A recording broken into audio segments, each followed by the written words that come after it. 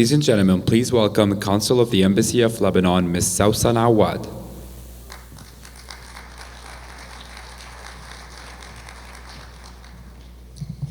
Good morning, Your Excellencies, ladies and gentlemen.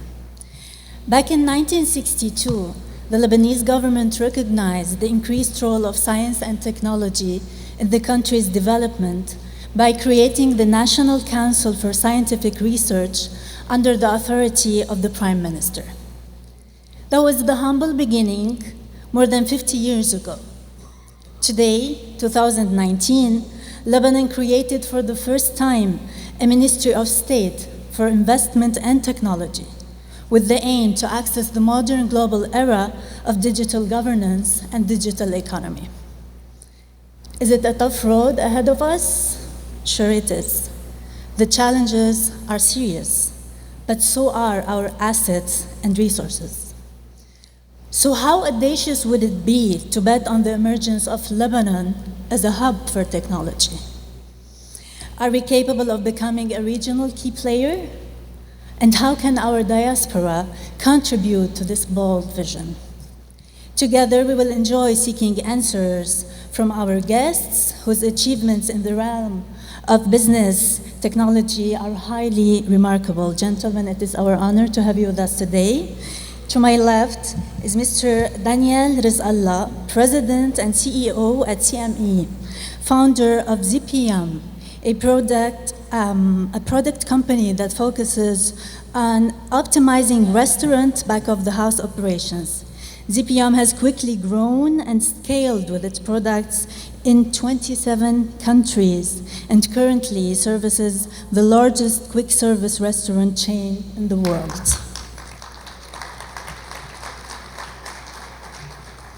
Mr. Anthony Asher, founder of the Center of Innovation and Entrepreneurship at the Holy Spirit University of Kaslik, member of Board of Directors at Third Federal Savings and Loan Association, and Chairman Emeritus of Western Incorporated, which is today one of the largest privately held industrial property owners in a four-state area. He was awarded a doctorate honoris causa in Business and Commercial Sciences by USAC Beirut.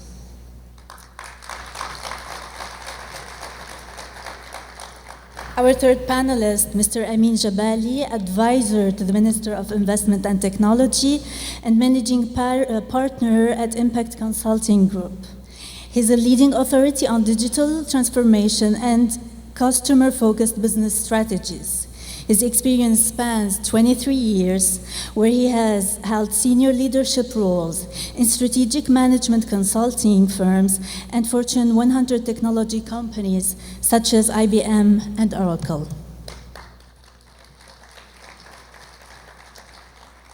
Moderating this panel would be Mr. Khalid Nasser, Partner and Chief Operating Officer at Interwest Partners. He has invested in more than 25 technology companies in the US, Canada, and Europe.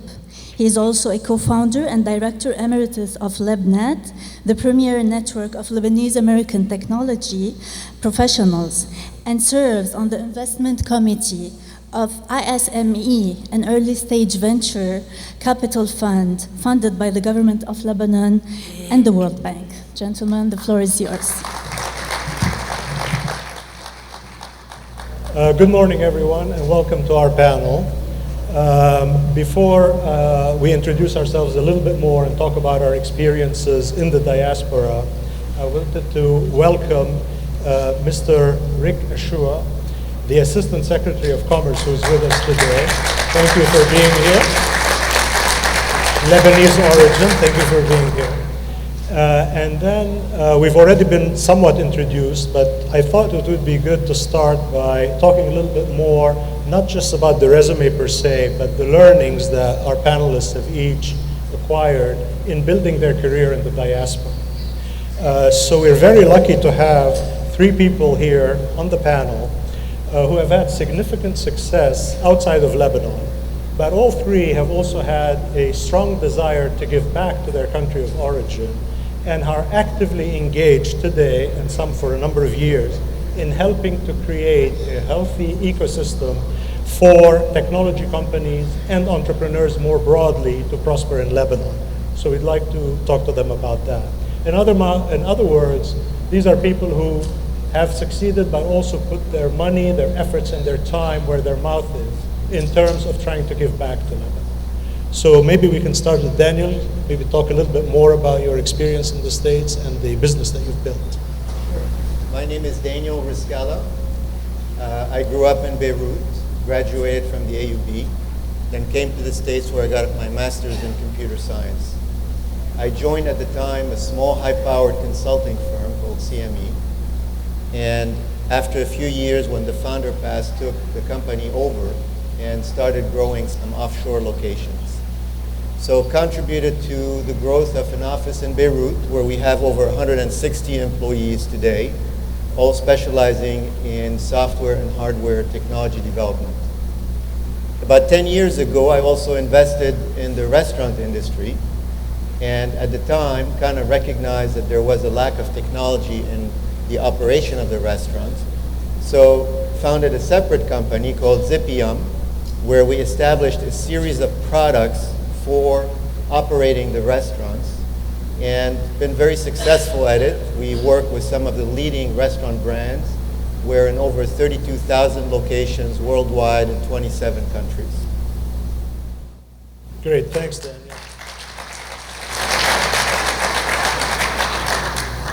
Good morning, everyone.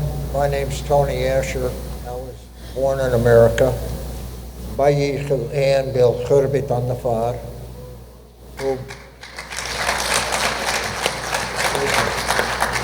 وعيل أمي من جرزين.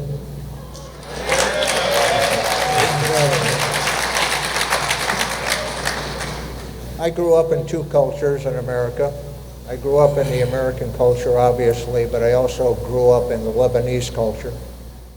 And much of what was just spoken about affected me in many ways.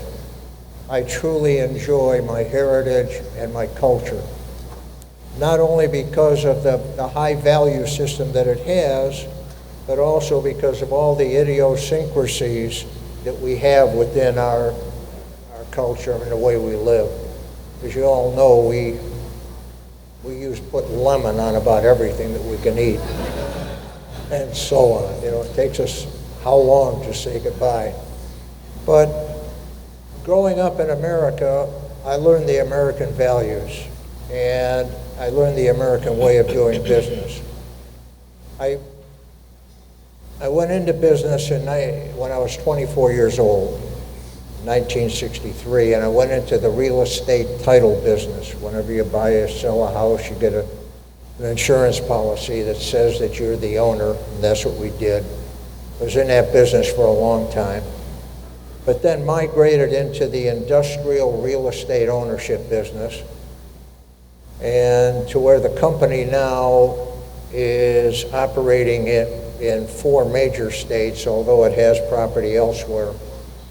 And after we close a particular transaction in this December, we'll have over 21 million square feet of ownership. The company is now owned by my family. I have 5 children, and very proud truly of what they've done since they've taken over the company. I began giving back to Lebanon because I'm very grateful for what God has done for me personally, but also I wanted to give back to the country in which my father was born. And I have enjoyed that relationship with the country.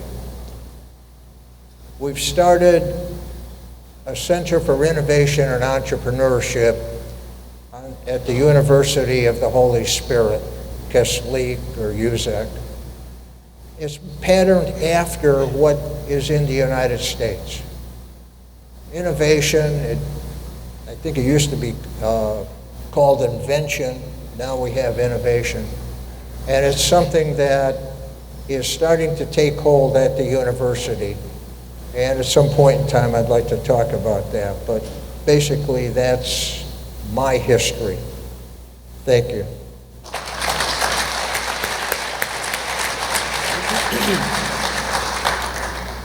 name is Ami Jabali, and I grew up in Lebanon.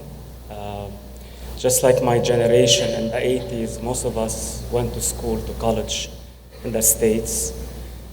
Finished my bachelor degree, master's, MBA. At that time, it was right after the liberation of Kuwait. So I was recruited by IBM and shipped me to Kuwait. And from that day, in '93, I stayed in Kuwait for the next 25 years of my life. I can see friends and colleagues from Kuwait.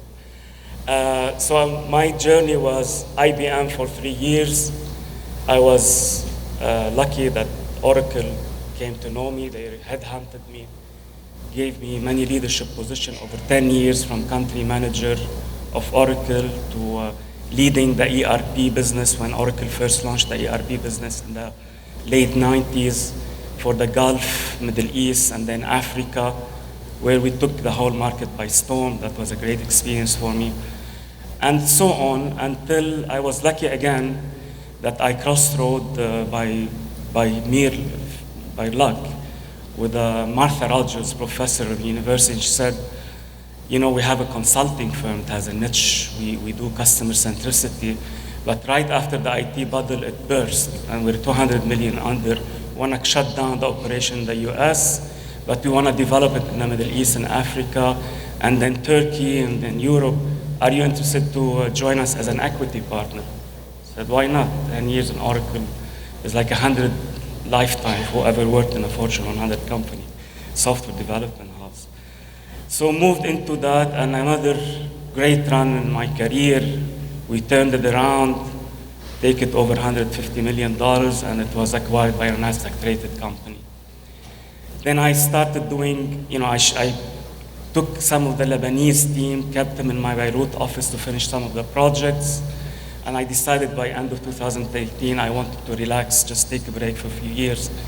And by coincidence again, I was lucky again to meet Mr. Adel Afyouni in the earliest year, you know, January, February, when just the ministry was formed, and over coffee, and we were talking, and he said, I mean, this experience you have, we really need it in the ministry, but we cannot afford you. We don't have a budget. We have zero budget. And I said, you know, I'm willing to volunteer. I'll help you to kickstart this ministry. And here I am today. Great. Well, thank you very much. So this brings us sort of to the, okay, everybody here has built up some capital, literally and figuratively, and they want to give back to Lebanon. I think a theme here that you will see, and I think it ties in with a lot of the efforts that many people here are involved with, and speaks to what our previous speaker spoke about, which is Lebanon has historically had a brain drain and emigration as a safety valve, as basically people leaving to find a better life somewhere else. Although this is great, it's better than the alternative where you can't do anything. I think you'll see from what we talk about that one of the key themes here of these three efforts is to try and create a situation that alleviates the pressures on especially younger Lebanese to want to leave the country.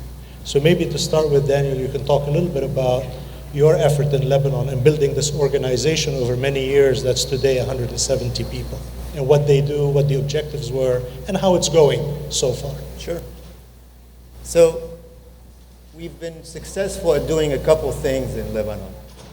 First one, we built a true services organization for technology, outsourcing firm. We have over 160 engineers. They're multifaceted. We work from hardware engineering, industrial design, electronics design, to software design, and been extremely successful at servicing some Fortune 100 companies. And the thing we pride ourselves is that we actually make a big difference to our customers. We're very visible up to the CIO level. We're often on a board presentation. You'll be amazed, but when there's some security incidents in our area, those boards will actually be discussing the impact this will have because of the team we have in Beirut that contributes to those firms. We've also been very successful at building products ourselves, from creation, inception, to producing the products, to supporting the products. And that's been in different industries, from the restaurant industry where we have both IoT devices, hardware devices, and software devices, and we've won many awards for the work we've done. And this was all designed, developed, and supported by Lebanese talent in our Beirut office. And we're very proud of those accomplishments. But we've also contributed to a telecommunication solution that's used by over 13 million subscribers in the Caribbean. We've also built a daycare product used in the MENA area. So a number of different products that we're able to leverage all the strength that we have in our country. Now, at the end of the day, if you ask me what is the single most thing that we're proud of, we actually generated over time over 400 jobs in Beirut and actively hired 160 employees. It's great. If I could ask you a question on that. So obviously there are organizations in other countries that do offshoring and development. How does Lebanon compete? And I would assume that one of the key components, since it is a services business, as you pointed out, is the quality of the individuals. How do you recruit? What is the quality of the technical talent in Lebanon? And how are you able to leverage that to compete against many other organizations that are looking to outsource? That's a great question. Today's world is a global economy, very much connected, which really puts us at equal par with any other country in the world. And I always like to say, I'd like to say we have the smartest people and the best people, and although we think we are, the reality is there are people like that everywhere in the world. So the things that ultimately are going to distinguish us are cultural. And there's two aspects to that. There's our culture in the country, who we are as Lebanese, what's the fabric of our society, how we've grown up in this country. And then there is the corporate culture that you create in your company. When you look at the country, there are some cultural things that are in our favor. There are some that are not. And you have to learn to compensate and leverage both of those, both strengths and weaknesses, as part of your corporate culture. So one thing I'd like to say, I'll give you a good example. We all love to drive in Beirut, right?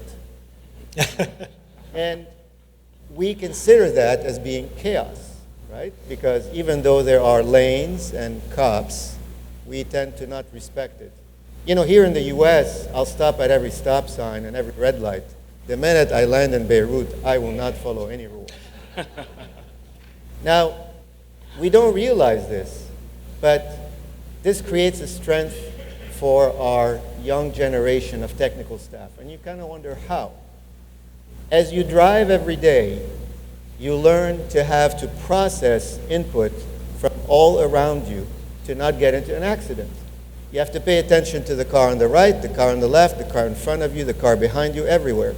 So your brain is actually trained to multitask and process input from different things. And that means inherently, we are educated to be people who can do well at processing complex solutions. Now, of course, what happens the minute the employee walks to work, they forget all of that, and they want to work on simple problems. And this is where you have to remind them that by their education, they can actually tackle some of the toughest problems and do better than anyone else in the world at solving them, because this is how we're educated. This is contrary to cultures like in China and India, where they're really educated to single threat. You have to have a really well-defined process and tell people, move this from the left and put it on the right. Our staff in Beirut is really good at creating, brainstorming, and tackling complex problems.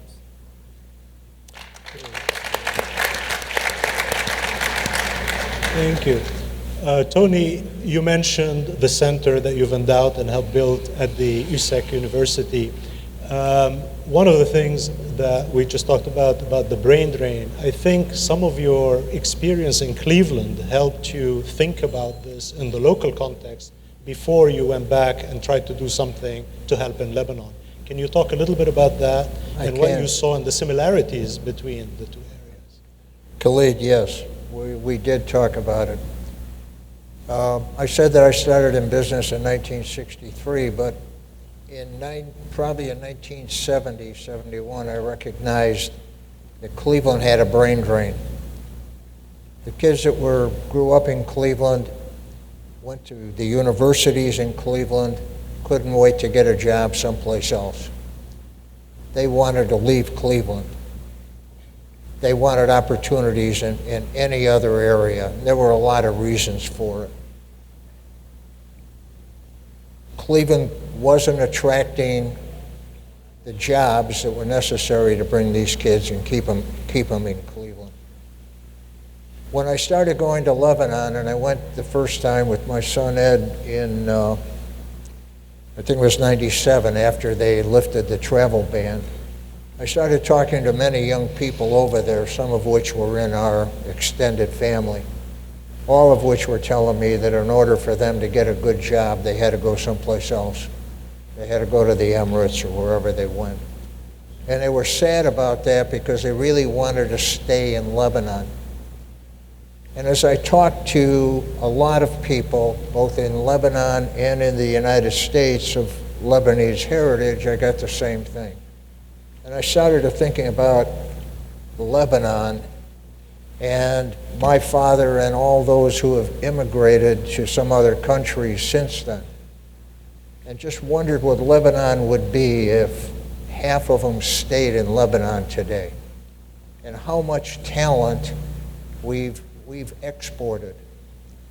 One of the presidents of a university in Lebanon was quoted as saying, "We educate our children so they can go someplace else and get a good job."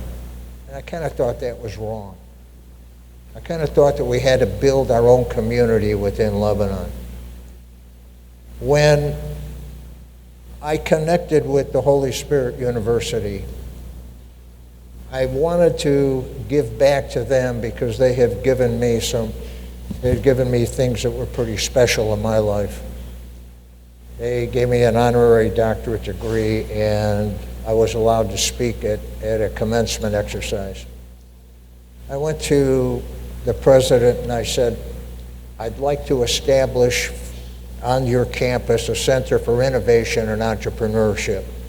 The same kind of design, the same kind of center that is in many of the universities in the United States."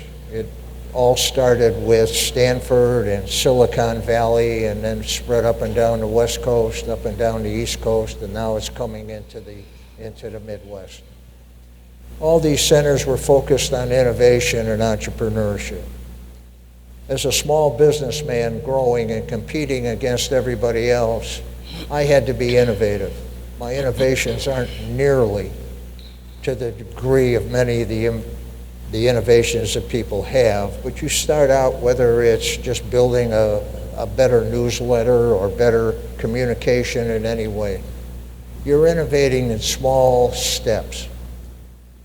So I felt that because I was an entrepreneur my whole life, because I built businesses, I talked about 2 of them, there are a few others I'd rather not talk about, but I felt that I wanted to do this in Lebanon, and it was pretty interesting to me that we consider ourselves entrepreneurs, but there seemed to be something that was stopping us from getting from point A to point B in entrepreneurship.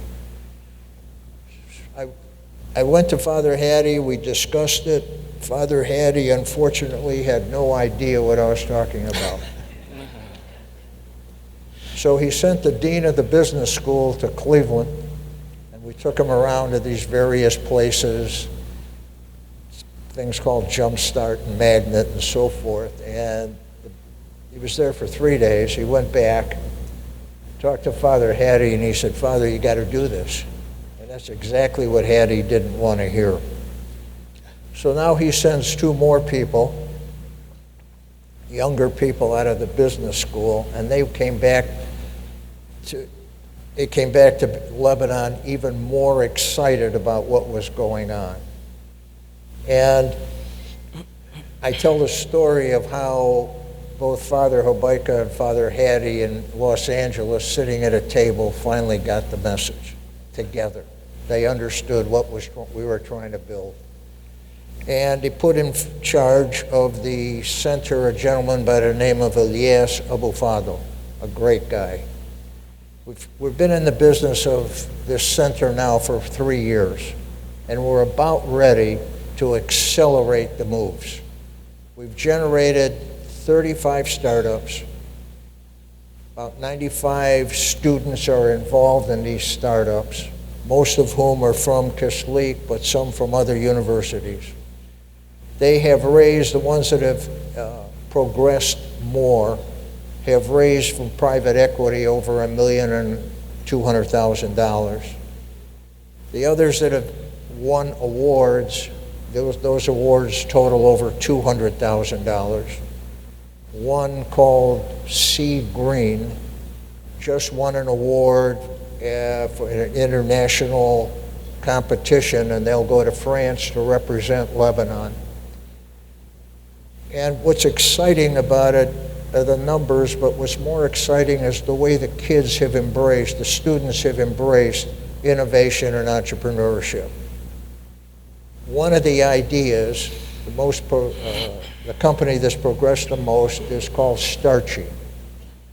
They're replacing the wax that's put on the fruit that has a peel and it's exported with a starchy material that washes off more easily than the wax and preserves the color and the taste for some 30 days.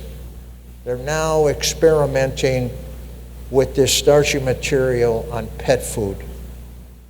Recently, they went to the Netherlands and competed in a competition, and some investor, a German investor, came along and gave them $850,000 to continue the research. It's that kind of impact.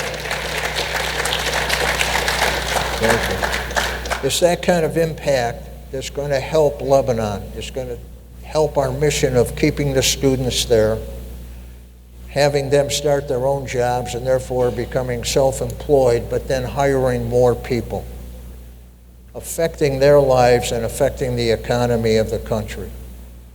In America, we all know about small business.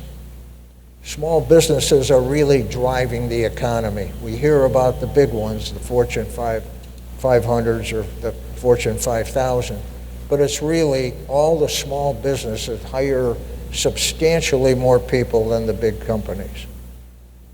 The same thing, if my vision would ever come to pass, and I believe it will, the same thing could happen in Lebanon.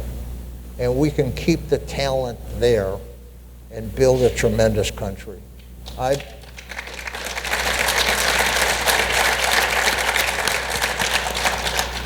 believe that Lebanon can be the economic engine of the Middle East.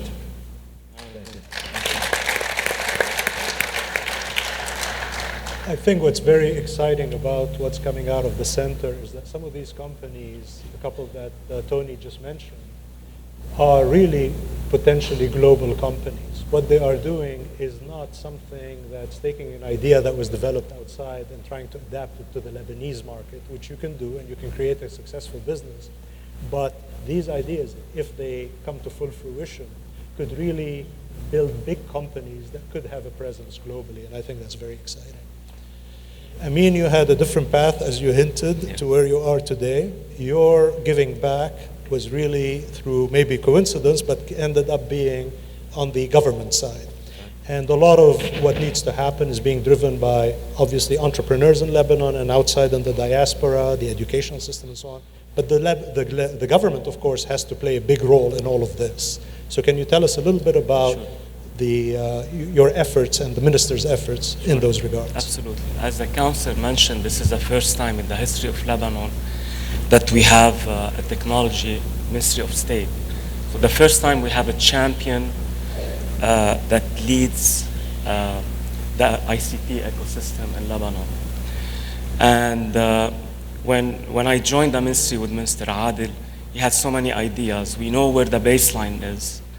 The baseline is we have, against all odds, the private sector that is contributing, ICT private sector that's contributing 3% to GDP. The central bank funded a huge amount of money and created a very healthy ecosystem for startups and incubator and accelerators. So this is the baseline. At the same time, the same challenge that the country is facing, where the tier 1 university graduates, that the high talent, 94% of them leaves Lebanon, never stay. High unemployment in the rest of them, even the ICT sector, although their data scientists with their skills are in high demand anywhere in the world, for some reason they're not able to reach out, etc. So the work was huge. Where do we start? And Mr. Ader said, okay, let's focus on short and medium and short-term goals, and we developed a strategy of four pillars. One, which is very important, that everybody, whenever I talk to someone, it's very difficult to do business in Lebanon. So it's ease of doing business, focusing on the business environment. We're really working very fast on this one. It's an accelerated path. We're working with the World Bank. We're about to announce a whole reform structure of some of them are quick wins, some of them need some legislation, and it will enable international companies and local companies to work easily in the local environment. The second is access to capital. As we all know, capital is shrinking and shrinking. And some of the Lebanese, most of the Lebanese ICT system outside Beirut, they have no access to finance at all. We find Beirut is very central, they're very privileged, but then there's a very healthy ecosystem from north to south. So we want to focus on this as well. The third is how to help the local companies export and find export global markets, through many things, which we have initiatives underneath that. And the third is making Lebanon a global hub. How do we attract companies like you to come to Lebanon, form R&D centers, backup offices, contact centers, e-commerce, etc. And we're working day in, day out with World Bank, UNDP, whoever can help us on projects to reach those goals. This is obviously a very ambitious and broad plan. Are there some very specific first and second priorities that you would be focusing on most? Yes, ease of doing business is extremely important. Then we are developing a concept that we're about to announce, which is an online skilling up program. So what we noticed is the reason that tier 1 universities are getting hired very quickly because of the talent that they're getting from the universities. Tier 2, Tier 3, Tier 4, they lack the employability talent. So we're going to launch an online skilling up program where anyone in Lebanon, from north to south, from any village, can go in and go through a track to skill up their knowledge and become employable. And that track is also linked immediately to his employability. So it's a very mature business model that's on the skilling up. We're also looking at developing a concept, and hopefully we would like to collaborate with the Diaspora on an online platform to connect the tech diaspora with the local ICT ecosystem. That in collaboration with the Diaspora, hopefully that will work out. So it will enable the local, to be, and the Diaspora to freelance, etc., exchange services. These are the things that are on the table right now, but we have other things that we're working on as an initiative. Terrific. It's great. Maybe to ask you to respond a little bit, Daniel. You obviously have a presence and you've had some success, a lot of success in Lebanon, but also faced some difficulties in growing your organization. Are these the kind of things or efforts or programs that could help alleviate some of the headwinds that you face doing business there? Definitely. There have been a lot of new programs that the government has been promoting and implementing that are making our life a lot easier and allowing us to be more competitive.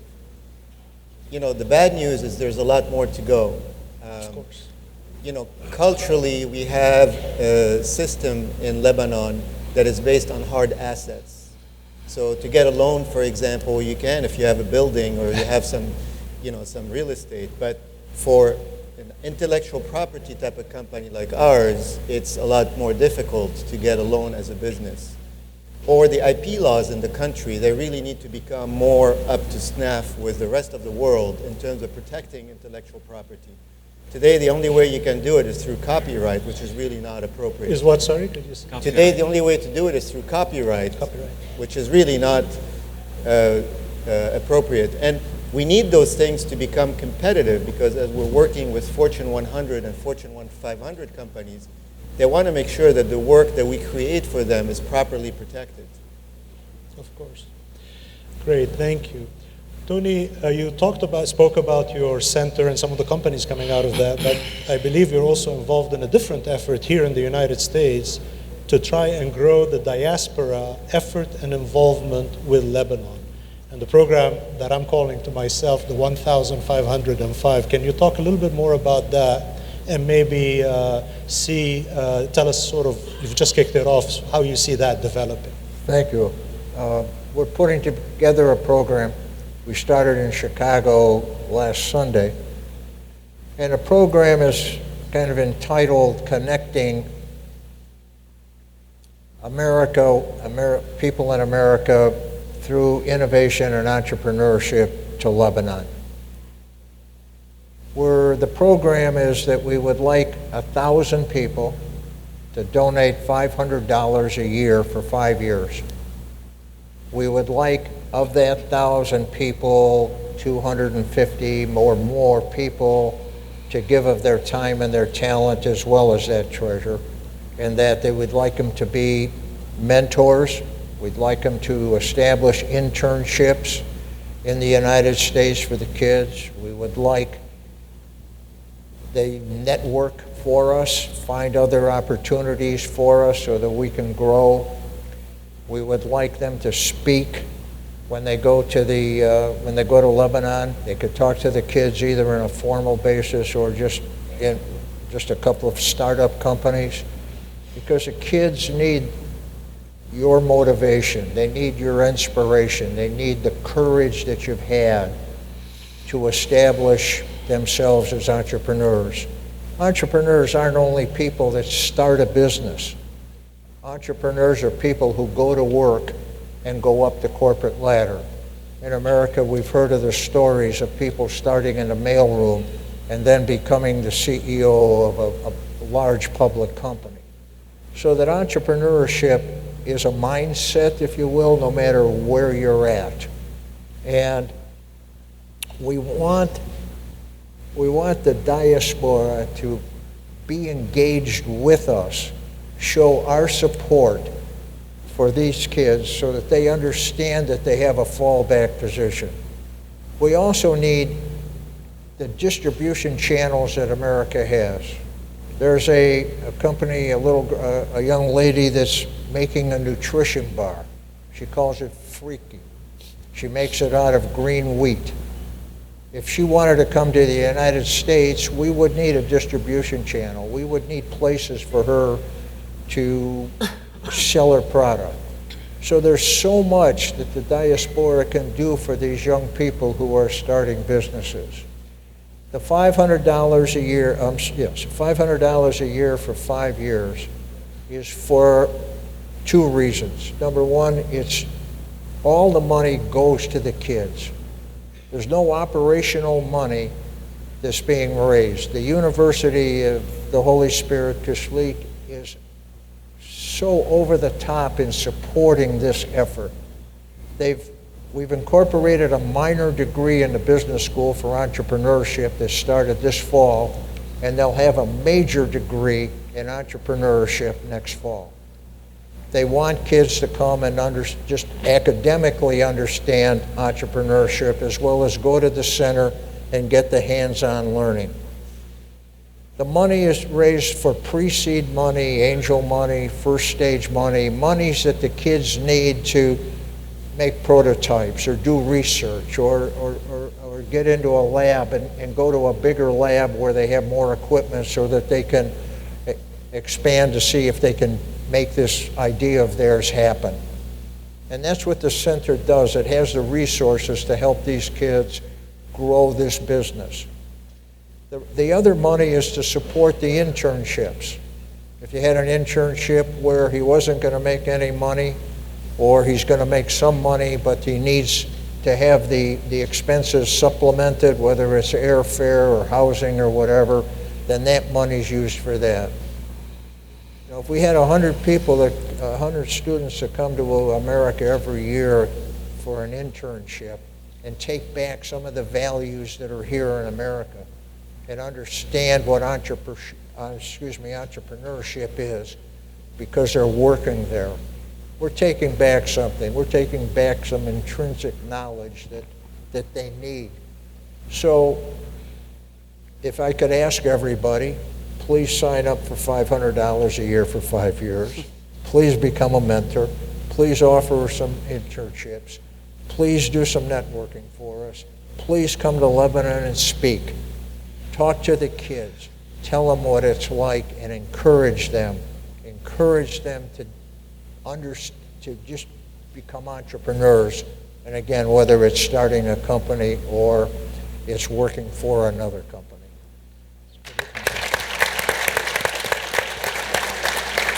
Okay, well, that's all the time we have. Thank you very much for our panel and for everybody here.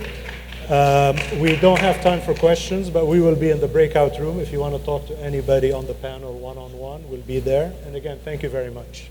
Thank you. Wow. Yes, I would like to ask His Excellency Ambassador Isa and Mr. George Ai'i from LabNet to join us at stage to offer our panelists trophies of appreciation.